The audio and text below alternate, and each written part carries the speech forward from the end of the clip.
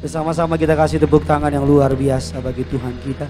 Sama-sama tundukkan kepalamu, kita bersatu di dalam doa. Bapa yang baik, Bapa yang kami sembah di dalam nama Tuhan kami Yesus Kristus.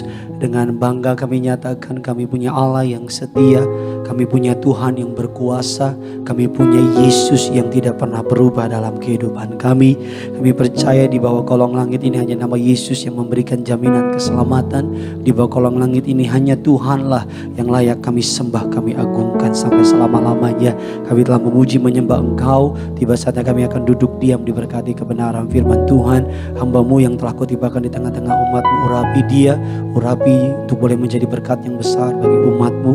Lidah bibir perkataannya Tuhan pakai untuk memberitakan Injil kerajaan surga. Segala rancangan yang jahat di budaya iblis, intimidasi kuasa kegelapan yang berusaha mengganggu jalannya ibadah di tempat ini, darah Yesus mengalahkan setiap itu semua, menghancurkan, tidak berkuasa atas setiap kami. Jaringan yang kami pakai Tuhan sucikan, Tuhan kuduskan, nama Tuhan Yesus yang dipermuliakan. Di dalam nama Tuhan kami Yesus Kristus, setiap kita yang siap diberkati firman Tuhan dengan bangga, sama-sama kita katakan, kita kasih tepuk tangan yang luar biasa bagi Tuhan kita. Silakan duduk kembali saudara. Haleluya, puji Tuhan. Terima kasih atas Tuhan Yesus Kristus atas kepercayaannya bisa melayani pada siang hari ini. Terima kasih kepada Gembala Sidang Gereja Tiberias Indonesia, Bapak Pendeta Dr. Yesaya Pariaji dan Ibu Pendeta Darniati Pariaji untuk kepercayaannya saya boleh melayani di tempat ini. Dan terima kasih kepada sidang jemaat Allah yang memenuhi tempat ini. Terimalah salam dari mimbar ini. Shalom Tiberias. Masih bisa lebih besar lagi, Shalom Tiberias. Apa kabar semuanya saudara? Tuhan Yesus itu baik, amin. Saya belum melihat tangan-tangan yang diberkati Tuhan Yesus, bisa lambaikan tangan saudara. Kita kasih tepuk tangan dulu yang luar biasa bagi Tuhan kita. Sebelum kita masuk dalam kebenaran firman Tuhan, mari sama-sama kita mengangkat Alkitab kita tinggi-tinggi sebagai wujud pengakuan kita akan otoritas kebenaran firman Tuhan. Apapun Alkitab saudara, baik tulis ataupun gadget, mari sama-sama angkat Alkitab saudara tinggi-tinggi. Tiberias Gading Nias yang di rumah, sama-sama ikuti doa saya dalam nama Tuhan Yesus Kristus. Aku percaya Alkitabku ini adalah firman Allah yang hidup. Aku adalah sama seperti yang difirmankannya. Aku adalah sama seperti yang dijanjikannya. Aku yang terima firman Tuhan, hidupku tidak akan sama lagi. Yang percaya kita katakan amin. Hari ini kita akan sama-sama belajar kebenaran firman Tuhan. Keluarkan pulpen saudara, keluarkan catatan saudara. Kita akan membahas sebuah pertanyaan top 5 atau pertanyaan yang paling banyak ditanya oleh orang selama saya menjadi hamba Tuhan. Dan ini adalah salah satu pertanyaannya. Tema khotbahnya yang Tuhan taruh di hati saya adalah Am I in God's will? Apakah saya berada di dalam kehendak Tuhan? Bagaimana saya harus memutuskan antara pasangan yang A atau yang B. Bagaimana cara saya memutuskan bekerja di kantor atau keluar dari kantor. Dan apa yang harus saya lakukan dalam kehidupan ini. Ini pertanyaan yang selalu dan selalu ditanyakan oleh setiap kita orang percaya. Dan saya mau bilang sama saudara, Allah yang saudara dan saya sembah adalah Allah yang tidak membuat kehendaknya menjadi sebuah teka-teki yang sulit. Katakan amin. Ketika saya menyiapkan khotbah ini, Tuhan mengasihi sebuah impresi dalam hati saya. Tuhan mengingatkan dalam hati saya, kamu seorang ayah. Kalau anak kamu menanyakan pendapat kamu, kalau anak kamu menanyakan tuntunan dalam hidupnya, kamu akan menjawab dengan mudah atau persulit. Saya bilang pasti dengan mudah. Saya nggak akan mempersulit pertanyaan anak saya, karena kalau dia bertanya kepada saya akan menjawab dengan mudah. Begitu juga dengan Bapa di surga. Ada banyak orang berpikir Tuhan berbicara hanya dengan suara audible. Anakku, dan sebagainya. Padahal Allah seringkali berbicara dengan cara yang sederhana dan cara yang mudah dimengerti. Kita buka dasar kebenaran firman Tuhan Efesus 5. Ayatnya yang ke-15 sampai dengan ayatnya yang ke-17. Karena hanya 3 ayat kita baca bersama-sama. Yang sudah di sana sama-sama dengan saya katakan saya siap diberkati. Yuk sama-sama Tiberias Gading Nias yang di rumah juga. 3, 2, 1, iya. Jangan seperti orang bebal tetapi seperti orang arif. 16 dan Ayat yang ke-17, Gading Nia, sama-sama kita baca. Sebab itu, tetapi usahakanlah supaya kamu mengerti kehendak Allah. Sama-sama bilang sama saya, Tuhan gak mau saya bodoh. Sama-sama bilang sama saya, Tuhan mau saya mengerti kehendaknya. Amin saudara. Alkitab katakan di pemandangan Allah, orang yang tidak mengerti kehendak Allah adalah orang yang bodoh. Alkitab katakan di pemandangan Allah, saudara boleh punya gelar berderet, saudara boleh punya sekolah dari luar negeri, tapi kalau saudara tidak mengerti kehendak Allah, Alkitab katakan saudara orang yang bodoh. Saudara boleh punya gelar profesor, doktor, kaburator, bocor dan sebagainya. Tapi kalau saudara tidak mengerti kehendak Allah, Alkitab katakan saudara orang yang bodoh. Karena selalu saya mau bilang sama saudara, yang namanya kepandaian, kepintaran didapat di bangku sekolah. Tapi yang namanya hikmat dan kehendak Allah didapat di bangku gereja. Saya ulang sekali lagi, kepandaian, kepintaran didapat di bangku sekolah. Tapi yang namanya hikmat, yang namanya kehendak Allah didapat di bangku gereja. Alkitab katakan orang yang tidak mengerti kehendak Allah adalah orang yang bodoh. Alkitab katakan saudara boleh orang yang memiliki punya jabatan, punya posisi dan sebagainya. Tapi kalau saudara tidak mengerti kehendak Allah, saudara orang yang bodoh. Makanya penting dalam hidup ini untuk melibatkan Allah dalam pengambilan keputusan saudara, dalam memilih pasangan hidup, dalam memilih pekerjaan, dalam memilih apapun dalam kehidupan saudara. Karena kita manusia cuma tahu luarnya doang. Tapi Tuhan tahu yang terdalam dari orang tersebut. Katakan amin. Sebagai suatu contoh, suatu hari saya jadi MC di Wisma Dharmala. Saya mau pulang, saya lihat jalanan di depan lantai 1. Wisma Dharmala Sakti, saya lihat jalan di depan udah gak macet. Saya telepon teman saya yang lagi di lantai 14, lagi di gereja. Saya bilang, bro pulang yuk, udah gak macet nih. Apa jawab teman saya? Gak macet dari mana? Gue lihat di depan gak macet, apa jawab teman saya? Lu naik ke lantai 14. Ketika saya naik ke lantai 14, ternyata astagfirullah, macetnya minta ampun. Saya manusia cuma bisa melihat apa yang mata saya lihat ketika di bawah. Tapi ketika di atas, saya punya pandangan lebih luas. Saya tahu di ujung ternyata ada kemacetan. Begitu juga dengan Tuhan. Kita di bawah, kita cuma melihat apa yang manusia tampilkan sama kita. Kita hanya melihat apa yang mereka omongin sama kita. Kedalaman hatinya kita nggak tahu.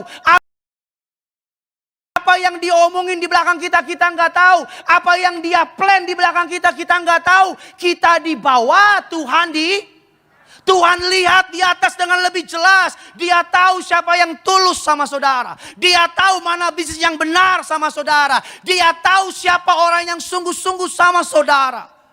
Karena dia di atas, Pak. Seperti saudara yang di atas itu. Bukan Tuhan sih. Tapi engkau melihat lebih jelas dari yang di bawah. Manusia sombong. Kalau memutuskan pasangan hidup nggak ada tanya sama Tuhan.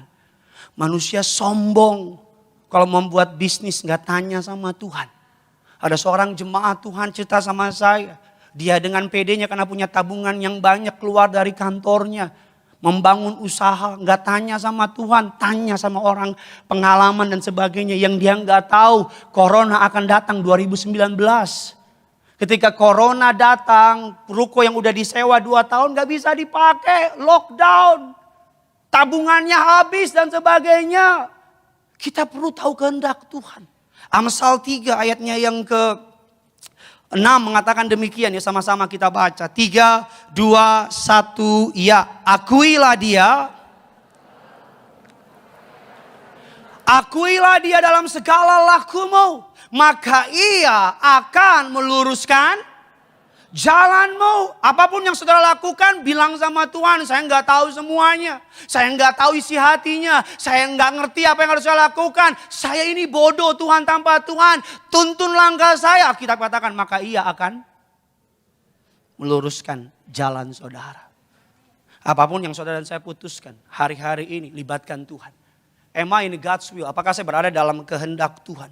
Satu kutipan yang menarik dari seorang hamba Tuhan namanya Watchman Nee mengatakan demikian, good is not always God's will, but God's will is always good. Yang baik belum tentu kehendak Tuhan, Tapi yang dari Tuhan, kehendak Tuhan pasti baik. Apa buktinya? Ada seorang ibu-ibu terima seorang perempuan dari kampung, gak tanya sama Tuhan, kerja di rumahnya, diajarin jadi sekretaris, diajarin nulis, diajarin baca. Gak berapa lama kemudian sekretarisnya ganggu suaminya. Tahu dari mana saya? Karena itu yang dialami sama keluarga saya. Gak tanya sama Tuhan, main asal, semua perbuatan baik kelihatannya mungkin baik. Tapi di belakang yang baik belum tentu dari Tuhan. Tapi yang dari Tuhan pasti baik. Saya ulang sekali lagi, yang baik belum tentu dari. Tapi yang dari Tuhan pasti apa? Pasti baik. Hari-hari ini kita berada dalam yang namanya perperangan good idea versus God's idea. Good idea, pikiran kita. Kita berpikir sesuai dengan kemampuan, latar belakang kita. Tetapi apa yang kita pikirkan belum tentu sesuai dengan God's idea. Katakan amin. Ada banyak orang cara melakukan, ingin tahu mau buat apa dengan cara yang aneh-aneh. Dia bilang, Tuhan saya mau beli mobil nih Tuhan, mobil bekas. Saya nggak nguasain mesin Tuhan. Pokoknya nanti dalam perjalanan ada lampu merah Tuhan. Pokoknya mana yang mobil, ketika mobil saya stop, lampu merah apa yang stop. Kalau lampunya warna merah, saya beli mobil warna merah. Kalau lampunya warna hijau, saya beli mobil warna hijau. Singkat cerita sampai di lampu merah, ternyata lampu merahnya koslet. Jadi gak bisa beli. Ada anak muda pengen cari pasangan hidup. Dia bilang, Tuhan mana jodohku? Besok saya akan hari Minggu ke Gading Nias. Sesi pendeta Gideon Simanjutak jam 2 siang. Pokoknya yang pertama kali muncul di lift itu jodohku. Ketika lift, ceng. Omong-omong, jalan. Gak ada apa-apa. Kan gak mungkin, ada juga orang minta kehendak Tuhan, sosok rohani, dia buka Alkitab, dia bilang Tuhan speak to me, bicara sama saya. Apa yang saya buka itu dari Tuhan. Ketika dia buka, Yudas gantung diri. Atau juga ada orang, Tuhan siapa jodohku? Saya buka lagi, ketika dia buka, Hosea 1 ayat 2. Kebetulan namanya Hosea, udah di Tuhan nih, Ketika dia baca Hosea 1 ayat 2, pergilah. Kawinilah perempuan sundal. Saya ada yang ketawa telat di belakang gitu. Saya mau bilang sama saudara, suatu hari Paulus hendak pergi ke Asia. Dalam mimpi roh Tuhan bilang sama dia pergi ke Makedonia, Eropa. Secara geografis Asia lebih dekat untuk didatangi, untuk diinjili. Tetapi Alkitab katakan Paulus pergi ke Eropa. Dan Paulus taat, karena Paulus taat, Alkitab katakan apa? Injil, mayoritas penduduk dunia hari ini Kristen. Kenapa? Karena Injil diberitakan di Roma dan Yunani. Roma Yunani menjadi pusat dunia pada hari itu. Banyak penduduk warga negara lain datang ke Roma dan Yunani. Kalau Injil diberitakan di Asia lebih dulu, mungkin pemberitaan Injil gak akan semasif sekarang. Apa yang in sebagai contoh kiblat di Amerika, pasti in di Indonesia. Betul apa tidak? Apa yang in di Indonesia belum tentu in di Amerika. Itu yang mau saya bilang. We never know. Kita nggak pernah tahu. Makanya kehendak Allah. Kita masuk dalam inti kebenaran firman Tuhan. Keluarkan catatan saudara. Kita akan belajar lebih dalam hari ini. Apa kehendak Allah dalam hidup kita. Saudara siap diberkati? Kita kasih tepuk tangan dulu yang luar biasa bagi Tuhan kita. Apa kehendak Allah? Ini pertanyaan $1 million. Ini pertanyaan $1 juta. Yang banyak orang tanya, apa sih purpose Tuhan dalam hidup saya? Apa sih tujuan Tuhan saya ada di muka bumi? Bagi saudara young people, anak-anak muda, young generation. Pak Pendeta, apa sih tujuan Tuhan? Apakah saya sekedar di dunia untuk cari duit? No. Apakah saya untuk menjadi getting famous? Enggak. Apa tujuan Tuhan dalam hidup saudara? Kolose 1 ayatnya yang ke-15 sampai dengan ayatnya yang ke-20. Kitab Kolose 1, 15 dan ke-20. Saya baca ayat yang ke-15, saudara baca ayat yang ke-16 dan demikian seterusnya. Ia adalah gambar Allah yang tidak kelihatan, yang sulung, lebih utama dari segala yang diciptakan. 16 saudara.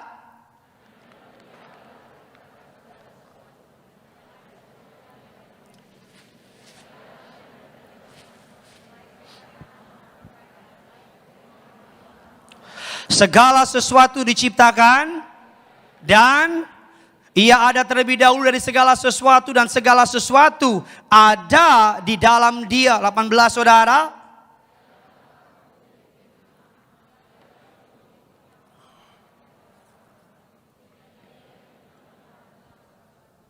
Ayat yang ke-19, karena seluruh kepenuhan Allah berkenan diam di dalam Dia. 20 sama-sama kita baca. Dan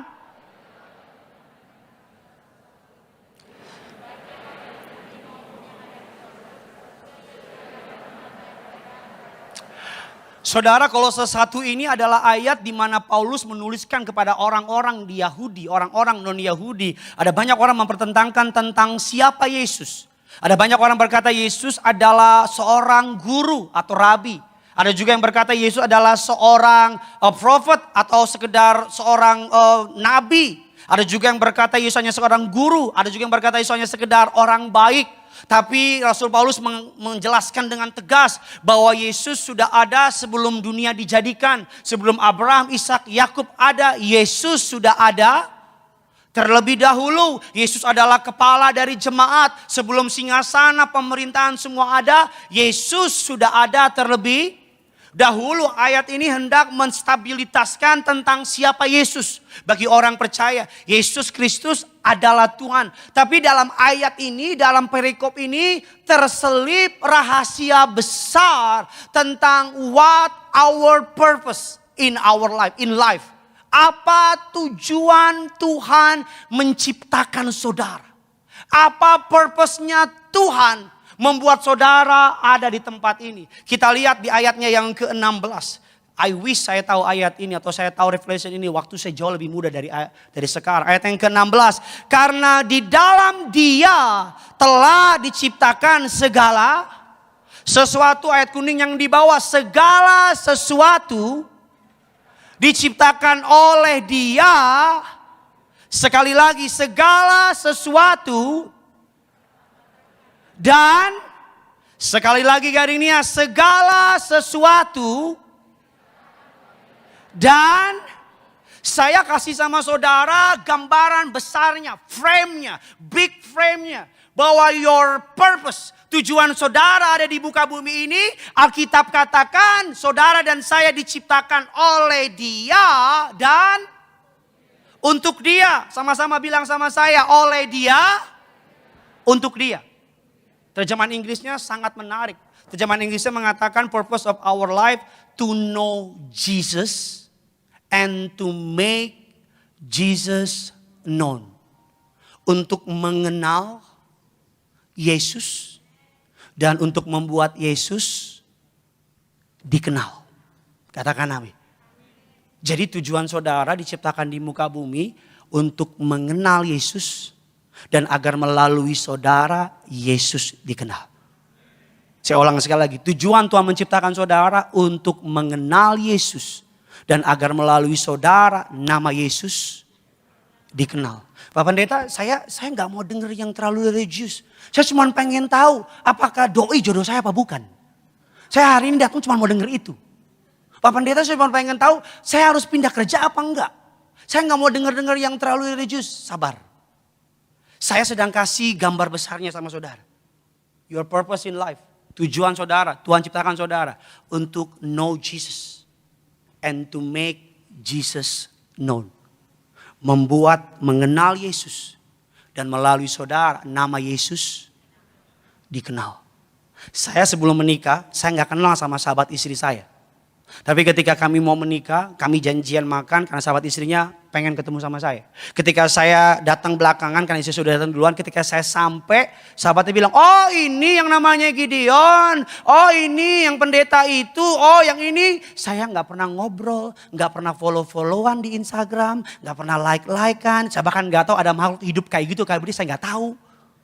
Tapi ketika dia ketemu saya, dia tahu banyak soal saya. Dari mana dia tahu? Karena istri saya menceritakan banyak hal soal saya ke teman-teman saya. Bahkan kadang-kadang overrated. Lebay. Gideon bisa terbang, bisa hilang dan sebagainya. Tujuan saya kasih saudara big frame-nya. Tujuan Tuhan ciptain saudara untuk mengenal Yesus dan membuat nama Yesus dikenal. Bagaimana untuk bisa mengenal dan membuat nama Yesus dikenal? Gak lain, gak bukan. Kita harus kenal Yesus. Ada seorang jemaat gak pernah ke gereja bertahun-tahun. Gembalanya yang senior datang ke rumahnya dan bilang sama dia, kenapa kamu gak pernah ke gereja? Jawab jemaatnya, saya kecewa sama Tuhan. Karena tiap kali saya tanya sama Tuhan, Tuhan gak pernah jawab saya. Karena gembala ini cukup senior, gembalanya bilang, nak, Tuhan mengasihimu. Dan apa jawab anak muda itu? Mohon maaf Pak Pendeta, gak kedengeran. Nak, Tuhan mengasihimu. Mohon maaf Pak Pendeta, gak kedengeran. Apa jawab pendeta tersebut? Bukan saya gak ngomong, kamu yang kejauhan. Dekat sama saya sini, biar saya bisa dengar. Kita hidup di dunia yang terlalu bising. Terlalu banyak opini orang. Terlalu banyak opini dari sosial media, orang-orang sekitar kita. Semakin kita jauh dari Tuhan, semakin suara Tuhan gak kedengeran. Semakin kita menjauh dari Tuhan, semakin suara dunia yang makin lebih kencang, suara Tuhan semakin hilang. Kalau engkau ingin tahu apa kehendak Tuhan dalam hidupmu, engkau harus mendekat sama Tuhan. Agar semakin kau mendekat sama Tuhan, suara dunia makin gak kedengeran, suara Tuhan yang makin kedengeran. Amin. Bukan Tuhan gak jawab, engkau yang kejauhan. Sebagai contoh, saya ngomong, saudara gak akan dengar. Kalau kita dekat sama Tuhan, saya kasih sama saudara frame-nya, gambar besarnya. Your purpose of life, to know Jesus and to make Jesus known. Katakan amin. Lalu kalau gitu Pak Pendeta, oke saya tahu tujuan hidup saya untuk mengenal Yesus dan membuat nama Yesus dikenal. Kalau gitu saya kan pekerja Pak Pendeta. Saya boleh kerja enggak A? Boleh kerja B enggak? Boleh kerja C enggak? Ini banyak orang Kristen tanya sama saya, pekerjaan apa yang boleh saya lakukan? Apakah saya boleh buat A, B, C dan D dan sebagainya? Kita buka dasar kebenaran firman Tuhan. Rasul Paulus menggambarkan suatu hal yang menarik dalam ayatnya Kolose 3, ayatnya yang ke-17. Kolose 3, ayatnya yang ke-17. Yuk sama-sama kita baca. 3, 2, 1, ya.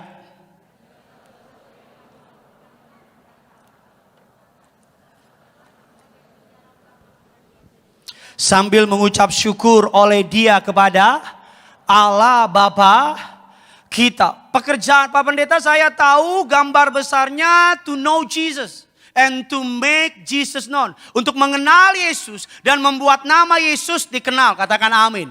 Kalau begitu pekerjaan apa yang boleh saya lakukan? Bolehkah saya jadi YouTuber? Bolehkah saya jadi dancer? Bolehkah saya jadi trader dan sebagainya? Alkitab katakan Rasul Paulus memberikan sebuah revelasi yang menarik. Revelasi yang menarik dikatakan demikian. Dalam Kolose 3 ayat yang 17. Segala sesuatu. Sama-sama bilang sama saya, segala sesuatu yang kamu lakukan dengan perkataan atau perbuatan, lakukanlah semuanya itu. Jadi Rasul Paulus membuka banyak pintu. Saudara tidak perlu pusing melakukan pekerjaan. Apapun pekerjaan saudara, apapun yang saudara perbuat, lakukanlah semuanya itu dalam nama Yesus. Saudara nggak perlu semuanya jadi pendeta. Karena kalau semua jadi pendeta, sopo jemaatnya. Ada banyak orang artis baru bertobat, langsung disuruh tinggalin dunia entertain. Langsung jadi gereja. Istri saya di dunia entertain. Ada teman-temannya artis terima Yesus. Dia tanya sama saya, bro, apakah saya harus tinggal entertain? Saya bilang, tanya Tuhan. Kalau Tuhan panggil jadi pendeta, tinggalin. Tapi kalau Tuhan gak panggil jadi pendeta, lakuin. Karena kalau semua garam kumpul jadi garam, semua garam kumpul jadi satu, jadi apa? Gudang garam kita. Pria punya selera. Tolong dihapus. Jadi ada banyak orang Kristen, ada orang baru bertobat, langsung disuruh tinggalin semuanya. Kalau semua orang Kristen cabut diri dari marketplace, siapa yang jadi Injil di situ? Kalau semua orang Kristen tinggalin dunia marketplace, kumpul di gereja, siapa yang akan terima Yesus di luar sana? Ada seorang pengusaha bertobat, terima Yesus, dia bilang sama Pak Pariaji, saya pengen jadi pendeta. Apa jawab Pak Pariaji? Doa. Tapi saya pengen jadi pendeta. Enggak semua orang dipanggil jadi pendeta, kata Pak Pariaji. Dan dia doain bisnisnya makin maju, makin sukses, makin berhasil bisnisnya. Dia pengusaha tapi hati pendeta. Daripada pendeta hati pengusaha. Ngerti gak maksud saya? Bisa nggak YouTuber muliain nama Tuhan? Bisa. Bisa nggak TikTokers muliain nama Tuhan? Bisa. Bisa nggak jadi gamer nama Tuhan dipermuliakan? Nyanyi. Menjawab nggak jawab loh. Saya big frame-nya, apa our purpose in life? To know. Gue pulang aja gimana? Gue udah ulang puluhan kali tadi itu. Gambar besarnya, apa our purpose in life? To know and make Jesus known. Mengenal Yesus dan membuat nama Yesus dikenal. Pak, saya punya mimpi. Saya pengen jadi pemain sepak bola. Boleh enggak? Apapun yang kau lakukan, perkatakan, perbuat, lakukan dalam nama Yesus. Melalui sepak bola engkau nyetak gol, engkau buka baju, I belong to Jesus. Nama Yesus dipermuliakan. Oh Pak Pendeta, saya pengen jadi aktor. Boleh enggak? Jadi aktor ketika terima piala Oscar.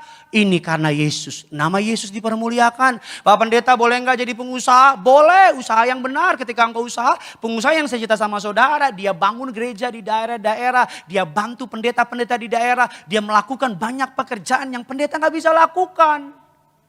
Halo? Shalom? Apa kabar? Jawab lagi lu. Saya kemarin beberapa hari lalu ketemu sama seorang pejabat negara. Ketemu karena Papa Reji gak bisa, saya yang ketemuin. Saya sama istri ngobrol-ngobrol yang saya salut dari dia. Dia bilang sebagai seorang pejabat negara, ada banyak orang datang bawa bungkusan sama dia, bawa bingkisan. Yang saya pastikan bukan onde-onde isinya. Bawa bingkisan sama dia bilang, Pak saya anak Tuhan, saya tolak bingkisannya. Pengusaha 10 datang bawa bingkisan, saya tolak. Bahkan setiap kali pengusaha datang dia bilang saya kasih kamu bingkisan, kata pejabat ini. Apa ada bingkisannya? Saya ceritain soal Yesus sama kamu. Ini mau saya bilang sama saudara.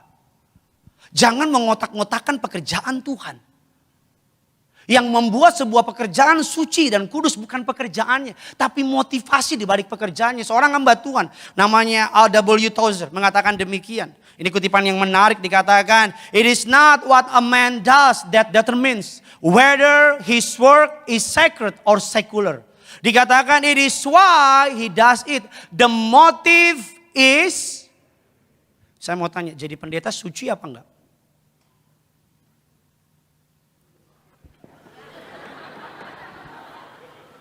Pekerjaan pendeta suci ya? Suci dong. Tapi kalau motivasinya cari duit suci enggak? Enggak. Jaga di nightclub, narkoba, perempuan ngaco. Tapi selama jaga diberitain Injil, beritain Yesus. Bagus apa enggak? Bagus. Bukan berarti habisin kau ngelamar jadi security di nightclub. Tuh pendeta Gideon boleh bilang, Bu. Bukan, maksud saya gini loh. Bukan pekerjaannya, tapi motivasi kau melakukannya. Paham maksud saya? Gambar besarnya mengenal Yesus dan membuat nama Yesus dikenal. Pak, saya orang marketplace. Apakah saya harus gabung ke gereja? Belum tentu. Kalau engkau di luar, engkau anak band, tapi pulang dari konsermu, teman-temanmu pada tidur sama teman-temannya, sama penggemarnya, saudara tidur sama Tuhan.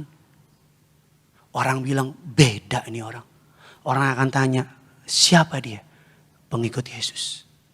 Kalau engkau seorang pejabat negara, orang bilang pejabat semua pada korup, NS pada korup, tapi saudara jaga integritas, jadi berkat, orang akan bilang, loh kok dia beda sama yang lain? Bisa ngerti sampai di sini? Jadi gambar besarnya untuk mengenal Yesus dan membuat nama Yesus dikenal. Pekerjaan apa yang boleh saya lakukan? Apapun selama saudara berada di frame. Tapi Alkitab katakan dalam perbuatan, dalam perkataan, lakukan dalam nama. Kan gak mungkin copet dalam nama Yesus. Makasih Tuhan Yesus, amin, mantap. Mantap ini. Kan gak mungkin kan. Palsuin pembukuan dalam nama Yesus, tidak ada yang ketahuan ya. Mungkin gak? Gak mungkin saudara melakukan hal yang ngaco dalam nama Yesus. Maksud saya ini bagian saya pertama hari Rabu dan hari Minggu depan kita akan masuk lebih dalam lagi tentang apa yang bisa kita pelajari tentang God's will dalam kehidupan ini. Biar saudara puas sepuas-puasnya tahu apa yang harus saya lakukan ketika ikut Tuhan. Maksud saya sederhana. Saudara bisa melakukan apapun pekerjaan selama tujuannya untuk mengenal Yesus dan membuat nama Yesus dikenal. Selama saudara melakukannya di dalam nama Yesus, apapun saudara perbuat, apapun itu, biar nama Tuhan dipermuliakan. Ada seorang kasir kacamata, dia kerja di sebuah kacamata, dia kasih kacamata, setiap kali cerita kacamata, dia ceritain soal Yesus. Saudara tukang sayur bisa beritain Yesus. Nih sayur gratis buat kamu. Tapi terima Yesus dulu. Misalnya pengen dibakar. Saya masuk dalam inti khotbah saya yang terakhir saudara. Bagaimana saya tahu bahwa pekerjaan saya, apa yang saya lakukan hari ini berada di dalam tracknya Tuhan. Bagaimana saya tahu atau cirinya apa? Saya kasih sama saudara practical wisdom. Ya, musik boleh maju ke depan. Ciri yang pertama. Bagaimana saudara tahu saudara berada dalam track yang benar. What keeps you up at night. And what makes you up in the morning. Ini ciri yang pertama. Kalau saudara melakukan sebuah pekerjaan. Apa yang membuat saudara tengah malam tidur bergadang. Gak pernah ngerasa bekerja kayak gimana banget. Kalau saudara bangun pagi gak pernah ngerasa susah bangun pagi. Karena saudara suka melakukan itu. Saya bukan tipe yang morning person. Saya kalau bangun pagi, kalau ketemu sama orang, ya saudara, bisa pasang alarm sampai 5-6 kali. 7.15, 7.30, 7.45, jangan pura-pura gak tahu lah, sama lah kita. Jam 8, stop. Stop. Tapi kalau saya buat pelayanan, saya kalau khotbah pertama jam 7 pagi biasanya. Dan biasanya itu bangun bisa jam 5 atau setengah 6. Jadi kalau bangun, langsung saya stop, saya bangun, saya doa, saya ambil anduk, terus tidur lagi. Gak lah, saya bangun anduk, saya berangkat. Saya kalau nyiapin khotbah bisa sampai jam 3, jam 4 subuh. Saya gak pernah komplain. Karena saya tahu it's my life. Howard Schumann mengatakan demikian, sebuah kutipan yang menarik. Dikatakan demikian, don't ask what the world needs. Ask what makes you come alive and go do it. Apa yang membuat engkau bangun pagi gak ngerasa berat. Itu grand gesture dari Tuhan. Apa yang membuat kau kerjain malam-malam gak pusing. Grand gesture. Yang kedua kita cepat saja, apa cirinya. Yang kedua adalah what are you best at. Engkau tuh hebat di mana. Ingat waktu kecil engkau jago di mana. Saya waktu SMA, saya kelas 2 antara IPA atau IPS. Nilai saya bisa masuk IPA, bisa masuk IPS. Tapi dari kecil saya lemah sama mata pelajaran mafia. Matematika, fisika, kimia saya lemah. Ya lemah saya. Saya pokoknya IPS sejati, Ikatan Pelajar Sukses. Jadi saya kalau kimia, rumus, aduh minta ampun. Aljabar, aduh astagfirullah. Algoritma, aduh minta ampun, Tuhan tolong. Puji Tuhan, tapi saya kuat. Ingat-ingatan. Sejarah, sampai sekarang saya masih ingat Imam Bonjol. Di mana Bonjol saya masih ingat. Saya tuh orang yang kalau baca sekali bisa ingat nempel. Puji Tuhan ketika jadi pendeta, nggak ada hitung-hitungan. Nggak ada rumusnya. Satu-satunya rumus di Alkitab nggak masuk akal. 5 tambah 2 bagi 5.000, sisa 12. Abad Einstein juga bingung. Ini rumus apa ya katanya? 5 roti 2 ikan kasih makan 5.000 orang, sisa 12 baku. Nggak masuk akal. Kok hebat di mana? Kan ada orang yang dia hebat gitu. Dia tuh naturally gitu. Misalnya saudara suka nyanyi. Misalnya saudara nonton Grand Freddy nyanyi, almarhum. Berakhir di Januari. Enak. Coba lihat pendeta Alek begitu. Berakhir. Saya bilang, Pak, mau mati Pak. Jangan Pak, mau mati Pak. Natural. Ada orang kalau depan kamera tuh dia natural. Dia udah memang ya banci tampil gitu deh. Apa naturalnya? Kemampuanmu di mana? Yang pertama, apa yang membuat engkau bangun tengah malam gak ngerasa marah. Bangun pagi hari gak ngerasa stres. Karena engkau hidup. Engkau merasa senang melakukan itu. Engkau melakukan hobi yang dibayar. Ada teman saya suka traveling. Dia jadikan traveling, dia foto-foto, dia bikin review. Sekarang dia terbang kemana-mana, dibayar first class dan sebagainya. Kita bukan robot yang tiap hari dibangun melakukan yang kita gak suka. Engkau punya pilihan. Kalau gak suka, cari tahu karena ada sesuatu dalam dirimu yang terperangkap. Dan saudara perlu keluarkan. Grand desainnya to know Jesus and to make Jesus known. Apa syaratnya? Apapun yang kau lakukan dan kau perbuat, lakukan di dalam nama Yesus. Apa cirinya? Apa yang membuat saya tengah malam gak pernah ngerasa marah ngerjain ini? Saya gak pernah ngerasa marah ngerjain khotbah. Apa yang membuat saya bangun pagi? Ada banyak orang besok Senin, I don't like Monday. Ada banyak orang masuk ke kantor, aduh, kerja lagi deh. Stres, kalau kata orang jadi budak corporate. Stres. Karena dia gak menghidupi apa yang Tuhan taruh dalam hidup dia. Yang ketiga, yang terakhir dikatakan, atau dua yang terakhir. What people are affirming in your life. Apa yang orang dalam komunitas anak Tuhan. Apa yang orang suka ngomong sama saudara. Saya waktu kecil, kakak saya ada rumah di Depok. Saya sekolah di Tebet. Saya naik kereta api. Berhenti kereta api di Tebet, saya turun. Terus kakak saya dicolek sama laki-laki. Colek begitu. Wih kakak saya, wah Bonto tolong dong. Saya bilang, kak jangan gitu kak. Kita ini anak Tuhan, harus mengampuni. So kakak saya bilang, ampuni lu pendeta. Saya masih SD tuh. Pendeta lu. Saya gak pernah mikir jadi pendeta.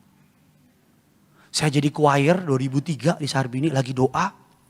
Karena yang datang doa gak datang karena terlambat. Saya yang pimpin doa. Saya gak sadar lagi doa. Pak Paryaji datang dari pintu belakang. Dia dengar lagi doa, dia diem sama ibu. Selesai saya doa, saya kaget lihat Pak Paryaji. Dia deketin saya, cuma bilang gini, anak muda, kamu jadi pendeta. Dia pergi. Teman saya bilang, pendeta lu. Saya bilang, iya. Apa yang orang suka bilang, mungkin orang bilang gini sama saudara. Masakan lu ini enak. Lu masak lebih enak daripada restoran tuh ayam itu. Lu mendingan buka catering deh.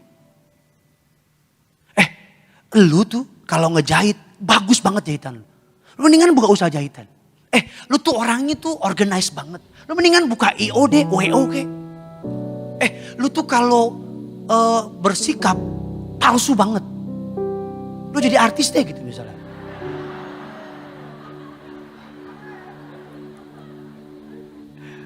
Pandemi ini mama saya jadi punya usaha catering.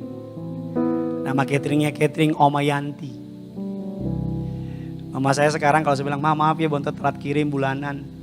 Dari Swiss belum cair saya bilang. Mama saya bilang, gak usah nak, mama udah punya pendapatan. Tiap hari dia kirim restoran makanan ke restoran, ke perusahaan Jepang, perusahaan Korea 50, 60, 100 tiap hari. Mama harus bangun pagi nih, saya bilang kenapa mah? Ada 4 pegawai mama nunggu perintah mama. Wih gaya dalam hati sama saya. Gaya nih mama saya. Mama saya hidup loh. Dia gak pernah capek, dia bangun pagi karena dia suka masak.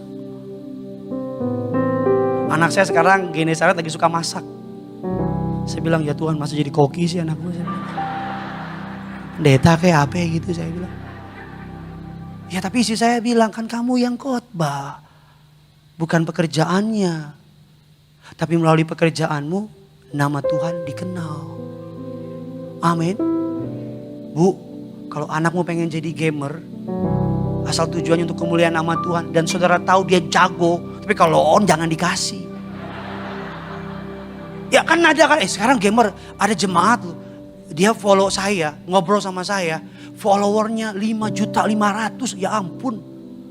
Kalah pendetanya. Tolong bantulah follow semua komen-komen, kasih love. Iya, saya tanya berapa penghasilannya? Ya, endorse begini-gini, ratusan juta. Siapa bilang jadi gamer gak bisa hidup? Kalau anak saudara suka bikin vlog, hai, lagi di toilet nih. Dukung. Maksud saya gini, gak semua orang dipanggil jadi pendeta. Tapi semua orang dipanggil jadi pelita.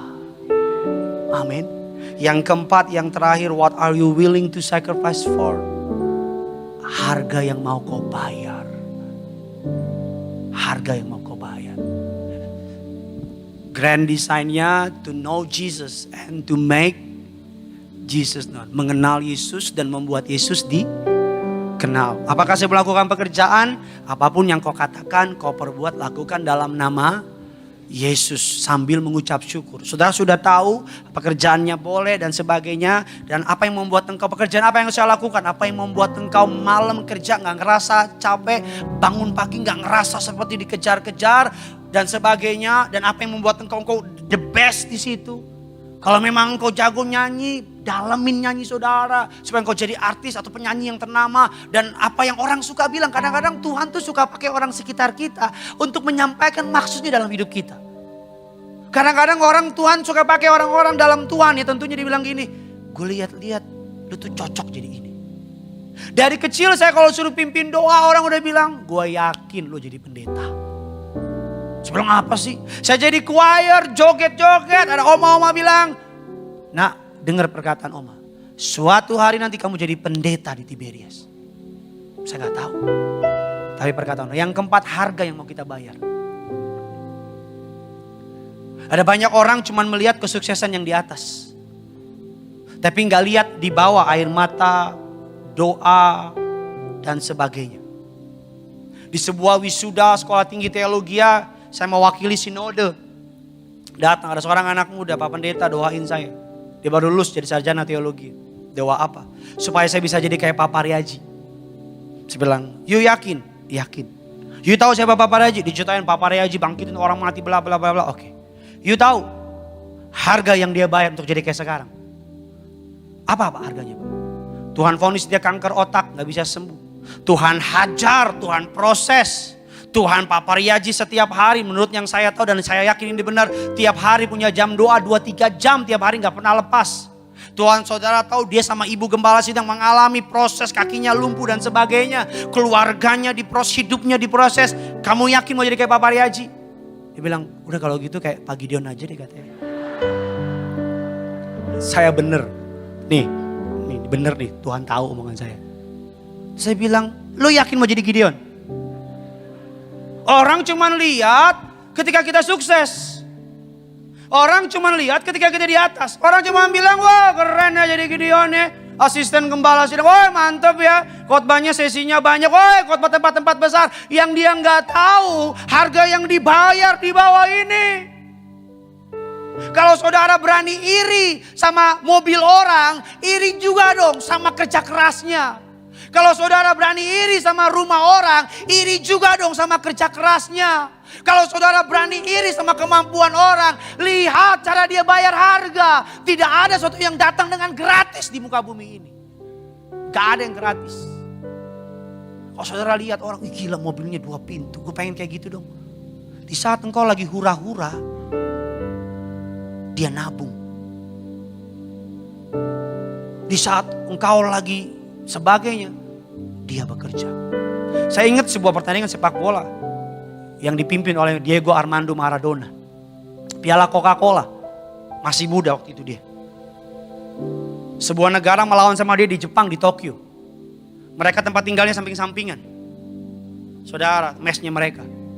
Pagi negara lawannya Argentina, lihat Diego Maradona lagi latihan, juggling. Musuhnya apa? Keluar karena Jepang. Belanja, lagi di Jepang belanja, ketawa-ketawa. Sore balik, Maradona masih latihan. Malam lawannya karena Jepang, kapan lagi di Jepang? Nongkrong, muter kota Jepang, kota Tokyo. Besok pagi Maradonanya udah seger, bayar harga, Sejarah mencatat 8-0 diobrak-abrik sama Maradona. Yang lawannya jalan-jalan, liburan dan sebagainya. Berdiri di mimbar ini gak gratis. Tiap kali nyiapin khotbah stres kepala. Baca kutipan, buka konkordasi, dengerin pendeta dalam dan luar negeri 7-8 sesi. Bangerin baca, buka lagi Alkitab, cari lagi kamusnya, catat-catat lagi. Berlututnya dan sebagainya. Banyak orang bilang enaknya Gideon, jemaatnya rame. Jemaatnya penuh sampai gelantungan. Wah enak Gideon tuh, disayang Pak Pariaji, amin. Wah enak Gideon, orang cuma bisa melihat suksesnya doang. Orang gak lihat di bawah. Jam-jam berlututnya, jam-jam hancur hatinya.